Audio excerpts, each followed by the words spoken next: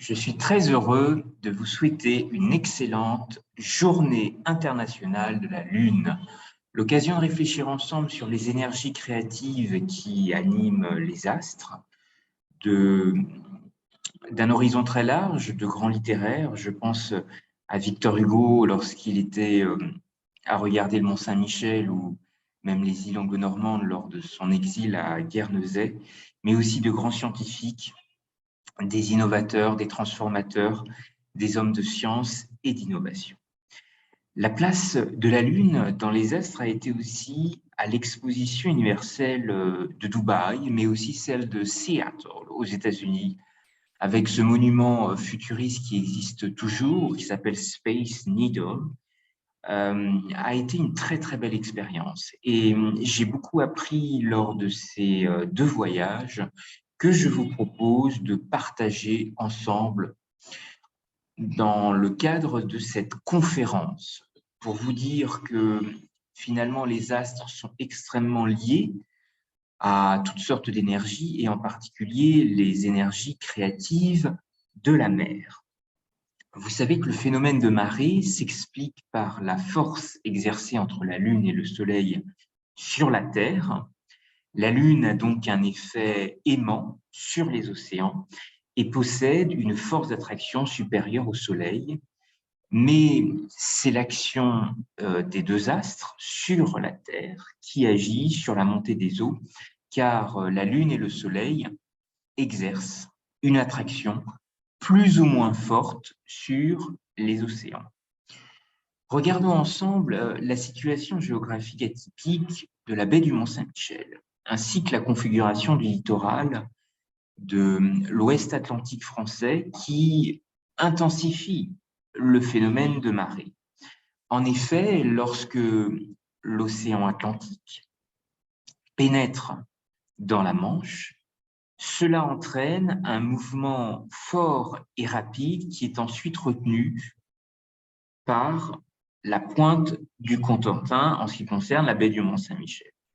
Et c'est un spectacle époustouflant lors des grandes marées, apprécié des visiteurs, des touristes, des locaux. Et ces grandes marées sont d'ailleurs considérées comme les plus grandes marées d'Europe dans la région, avec un marnage d'environ 12 mètres à Saint-Malo. Dans sa résolution 76/76 sur la coopération internationale touchant les autorisations pacifiques de l'espace, passée en 2021, l'Assemblée générale des Nations unies a décidé que la Journée internationale de la Lune serait célébrée tous les ans le 20 juillet, date anniversaire du premier alunissage d'êtres humains sur le satellite terrestre dans le cadre de la mission lunaire Apollo 11. Eh bien, cette Journée internationale de la Lune est l'occasion de réfléchir à notre rapport aux éléments, la grande créativité scientifique, mais aussi littéraire qui anime ce sujet céleste et étoilé, d'Antoine de Saint-Exupéry à Victor Hugo. Eh bien, les célébrations organisées pour cette journée permettront de saluer les réalisations de tous les États, de toutes les énergies créatives dans l'exploration de la Lune et sensibiliser le grand public à l'exploration et l'utilisation durable de la Lune. Pendant des milliers d'années, les civilisations se sont tournées vers le ciel pour comprendre l'origine et les mystères de la Lune, notre seul satellite naturel.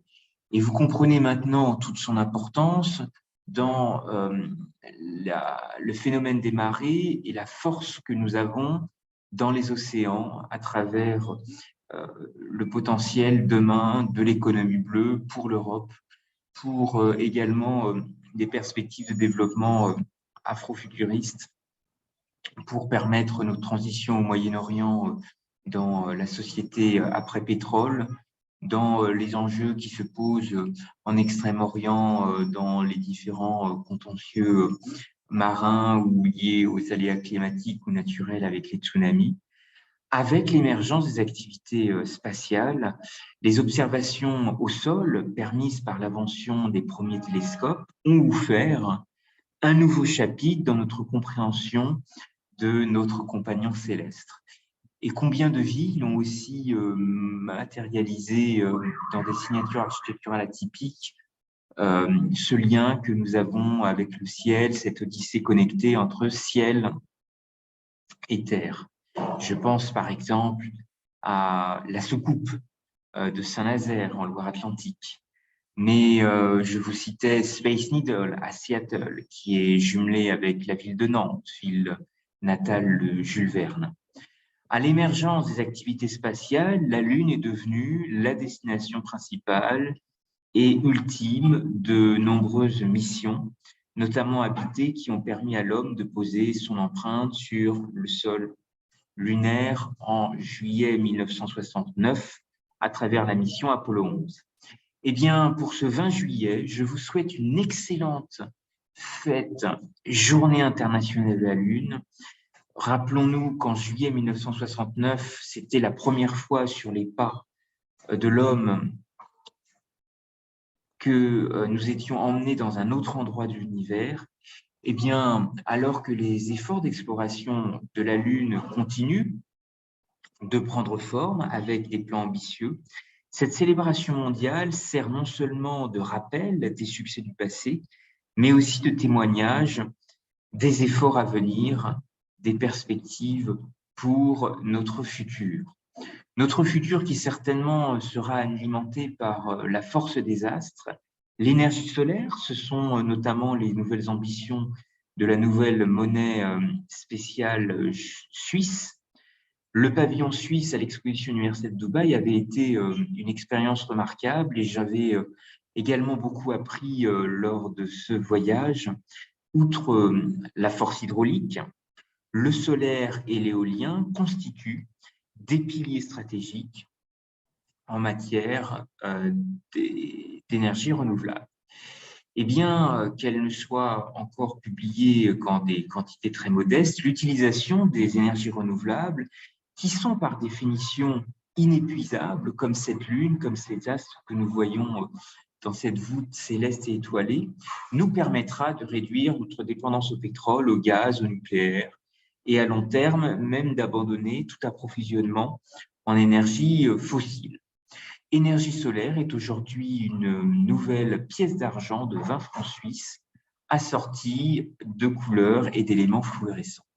Eh bien, j'en appelle les philatélistes, les passionnés de numismatique, les collectionneurs à réfléchir à de nouveaux symboles pour cette journée internationale de la Lune. Je vous parlais de ces énergies créatives de la mer qui sont fortement reliées avec le phénomène des marées qui s'explique par la force exercée entre la Lune et le Soleil sur la Terre. Effectivement, la Lune, comme je vous l'indiquais, a un effet aimant sur les océans et elle possède une force d'attraction supérieure au Soleil, mais c'est l'action des deux astres qui agit sur la montée des eaux car la Lune et le Soleil exercent une attraction plus ou moins forte sur les océans.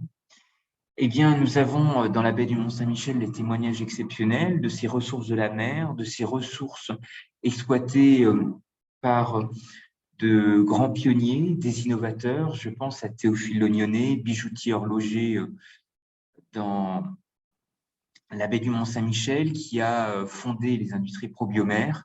Eh bien, il existe aussi d'autres nouvelles sagas à imaginer, à inventer, en profitant du phénomène des plus grandes marées d'Europe dans la région, avec un marnage d'environ 12 mètres à Saint-Malo en particulier. Eh bien, quand l'océan Atlantique pénètre dans la Manche, c'est un mouvement de mer très fort et rapide qui peut entraîner aujourd'hui de nouvelles perspectives de recherche, de développement pour l'économie bleue, pour la recherche de demain.